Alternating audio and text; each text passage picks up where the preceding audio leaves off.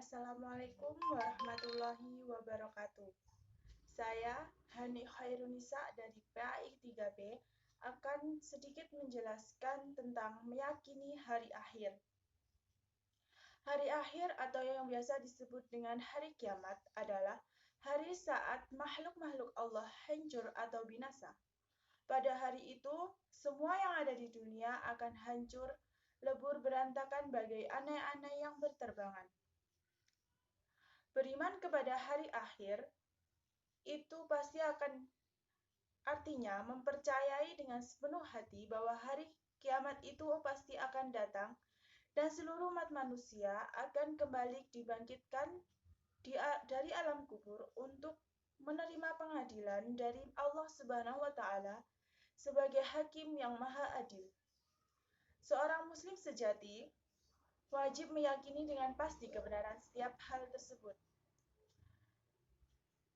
Setiap hal yang diberitakan oleh Allah Subhanahu wa taala dalam kitab sucinya dan oleh Rasulnya akan adanya kehidupan yang kekal setelah kehidupan dunia yang fana ini.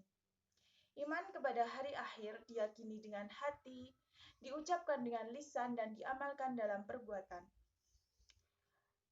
Yang selanjutnya adalah pembagian hari akhir. Hari akhir atau kiamat dibagi menjadi dua, yaitu kiamat sugro atau kiamat kecil dan kiamat kubro atau kiamat besar. Kiamat sugro yaitu bagian kecil dari kerusakan atau kematian yang terjadi dan dialami oleh manusia, seperti matinya seseorang, gempa bumi, banjir, dan bencana lainnya. Kiamat kubro atau kiamat besar yaitu rusaknya atau hancurnya seluruh alam semesta. Yang selanjutnya adalah tanda-tanda terjadinya kiamat. Tidak ada seorang pun yang tahu kapan kiamat akan terjadi, tetapi Allah dan Rasul-Nya memberikan petunjuk berupa tanda-tanda akan terjadinya kiamat. Tanda-tanda kiamat terbagi menjadi dua, yaitu tanda-tanda kecil dan tanda-tanda besar. Adapun tanda-tanda kecil kiamat antara lain.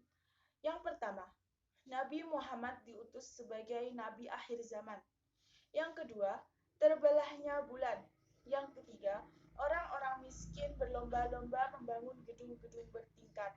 Yang ketiga, para hamba sahaya melahirkan tuannya. Yang kelima, perhiasan masjid yang berlebihan dan suara hiruk-pikuk yang ada di dalam masjid. Yang keenam, munculnya berbagai fitnah, terjadinya pembunuhan, pelacuran, dan kefasikan. Yang ketujuh, waktu terasa cepat berlalu. Yang kedelapan, ilmu diangkat dengan banyak para ulama yang wafat, serta kebodohan semakin nyata. Yang kedelapan, perbandingan jumlah wanita lebih banyak daripada laki-laki. Perbandingannya 50:1. Yang kesembilan, munculnya 30 dajjal-dajjal kecil. Yang ke-10, peperangan antara umat Islam dengan Yahudi berakhir dengan kemenangan umat Islam. Dan yang kedua adalah tanda-tanda besar kiamat. Tanda-tanda besar kiamat antara lain, yang pertama, keluarnya asap atau yang disebut dengan dukhon. Yang kedua, datangnya dajjal. Yang ketiga, adanya dabah. Dabah adalah hewan melata yang dapat berbicara. Yang keempat, keluarnya Imam Mahdi. Yang keempat, keluarnya Imam Mahdi. Imam Mahdi adalah seorang pemimpin yang sangat adil dan bijaksana. Yang kelima, matahari terbit dari barat. Yang keenam, turunnya Nabi Isa. Yang ketujuh, keluarnya bangsa Ya'juj dan Ma'juj. Yang kedelapan, 3 penenggelaman ke bumi. Yang kesembilan, berpalingnya dari Al-Quran. Yang ke-10, keluarnya api di negeri Yaman yang menggiring manusia ke padang mahsyar. Yang selanjutnya adalah macam-macam nama lain hari akhir. Yang pertama adalah hari kiamat atau Yaum al-Qiyamah, yang berarti hari penegakan keadilan. Yang kedua adalah hari akhir atau Yaum al-Akhir, yang berarti hari berakhir dalam sejarah makhluk sebelum kembali ke alam baqa. Yang ketiga, hari kegoncangan atau Yaum al-Zalzalah. Karena pada hari itu terjadi kegoncangan yang sangat dahsyat. Yang keempat, hari pembalasan atau Yaum al-Ghusyah. Yang kelima, hari panggil memanggil atau Yaum ad-Donat. Yang keenam, hari ancaman atau Yaum al-Wa'id. Yang ketujuh, hari kehinaan atau Yaum al-Khizi. Yang kedelapan adalah hari penimbangan atau Yaum al-Wazni. Yang selanjutnya adalah bukti bahwa hari akhir itu pasti terjadi. Bukti-bukti tersebut pasti adanya. Yaitu yang pertama adalah terciptanya alam semesta. Apabila Allah Subhanahu wa Ta'ala mampu menciptakan seluruh komponen di semesta ini, maka bukanlah mustahil bagi Allah untuk menghancurkannya. Yang kedua adalah Rasulullah Shallallahu Alaihi Wasallam telah meriwayatkan banyak mengenai tanda-tanda sebelum terjadi di hari akhir, seperti yang saya sebutkan sebelumnya. Yang ketiga adalah banyak dalil nahli yang menegaskan tentang kebenaran di hari akhir, seperti Quran Surat Al-Hari'ah ayat 1-11, Quran Surah Al-Zalzalah ayat 1-8, dan Quran Surah Al-A'raf ayat 187. Selanjutnya adalah peristiwa yang terjadi pada hari akhir. Peristiwa yang terjadi pada hari akhir antara lain yang pertama, Yaumul Barzah adalah hari bangkitnya seluruh makhluk dari kematiannya.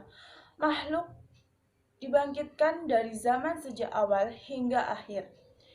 Penegasan peristiwa ini terdapat pada Quran Surat An-Nahl ayat 38. Yang kedua adalah Yaumul Hasar, atau hari di mana ketika manusia digiring ke suatu tempat, dan tempat tersebut disebut padang mahsyar. Yang ketiga, Yaumul Hisab, atau hari perhitungan. Pada masa ini manusia dikumpulkan serta dihitung amal perbuatannya. Yang keempat adalah Yaumul Jaza, artinya adalah hari pembalasan. Pada fase ini, Allah Subhanahu wa Ta'ala memberikan keputusan kepada seluruh manusia apakah ia masuk surga atau masuk neraka. Hingga pada fase akhir, mereka akan dimasukkan ke surga atau neraka tergantung amal perbuatannya selama di dunia.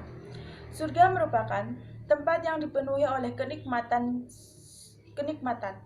Surga merupakan tempat yang disediakan oleh Allah Subhanahu wa Ta'ala untuk orang-orang yang bertakwa.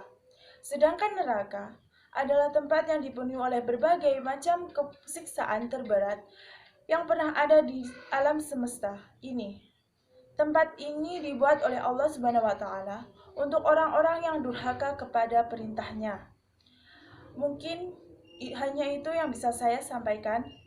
Bila ada kurangnya, saya mohon maaf. Sekian dari saya, terima kasih. Wassalamualaikum warahmatullahi wabarakatuh.